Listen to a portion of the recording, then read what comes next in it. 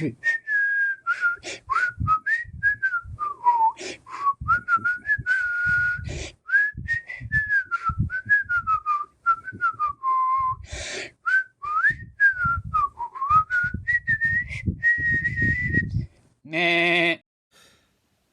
Hello, Dumpty Dum. It's Yokel Bear here, calling with the social media roundup for the week. And we've reached that point of lockdown. Is it week 5, week 10? I don't know. We've reached a point where I'm literally doing the social media roundup from my bed. So there you go.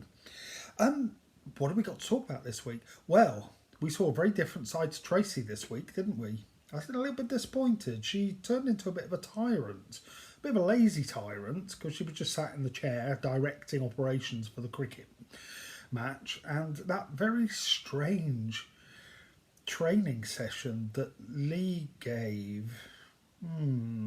Anyway, what did people think about it? Well, Jan Mitchell said, I'm not real pleased with Tracy right now. Don't you go messing with my Jolene there, Tracy.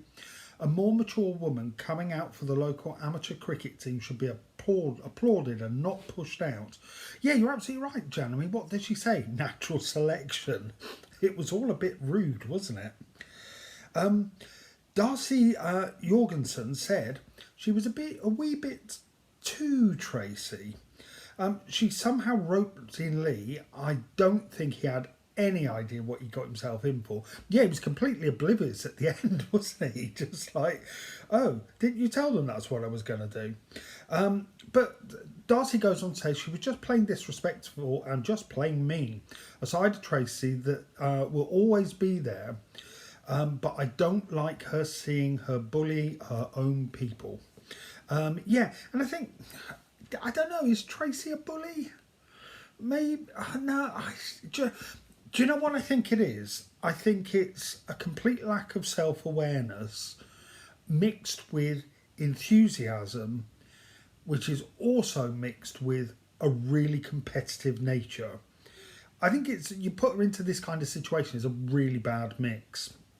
Tom DeYoung said, the team will fragment into the hobbyists and the wannabe professionals. The hobbyists will quietly find another pastime, and the wannabe professionals will be left without a full team.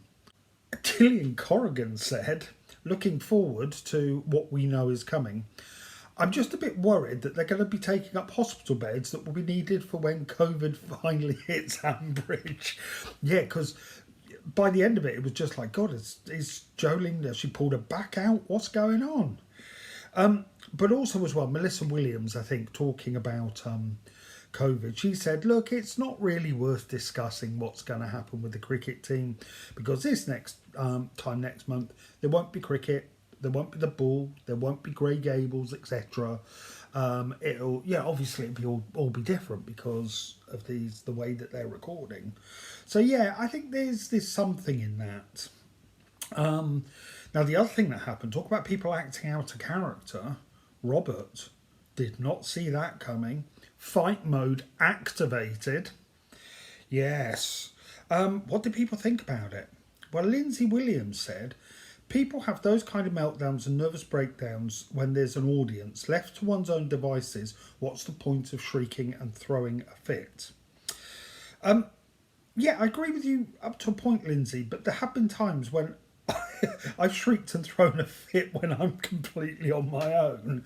Don't know whether that's just me, but yeah, but I think he was just pushed to the limit, wasn't he? He was just like, and everything that Robert's doing is coming from a place of good intention, just not really thought through. And talking of kind of, who he threw the punch at, Al Williams said, I think Philip is actually worse than Rob Titchener. He focused all of his evilness on Helen, so he wasn't all bad. No, I'm not sure whether I agree with that, Al, but let's go with it. But Philip is keeping vulnerable people as slaves whilst pretending to be a cuddly, jovial Welshman. Yeah, no, I agree with that. I absolutely agree. I think it's two different kinds of bad, isn't it? There's a bit of me that wonders whether Philip's actually convinced himself that he's doing the right thing somehow. Which obviously he isn't. Can't wait for the comeuppance. Now, we've also got a comment here for, I think it might be a first time poster from, I'm sorry if I've mispronounced that, Royfield Brown. Now, Royfield, new poster, I think, said that 2 weeks ago, he said 2 weeks ago that Robert had been suffering and had been through a horrendous experience.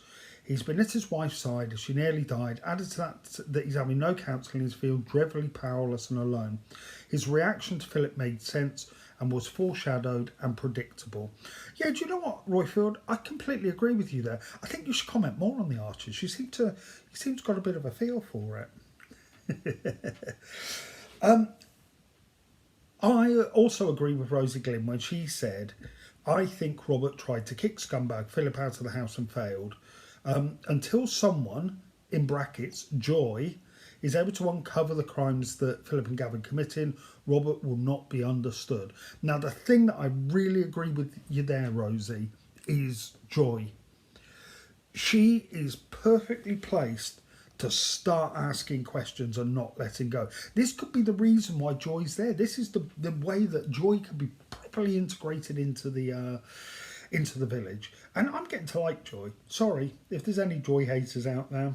I'm getting to quite like her. But there you go. So many other things. If you look on our Facebook page, we've talked about Philip Schuler and her bishop's interview. Yet nobody's really interested. And many other things. So that's the social media roundup for the week, and I will see you in 2 weeks. And next week you have the lovely Millie Bell. Bye. Then you can subscribe to this channel by clicking the button. That means you won't miss any more updates on what's going on. And you can also listen to Lucy Royfield and other The Archers listeners on Dumpty Dum, the weekly podcast. Don't tell anyone I said anything though, will you?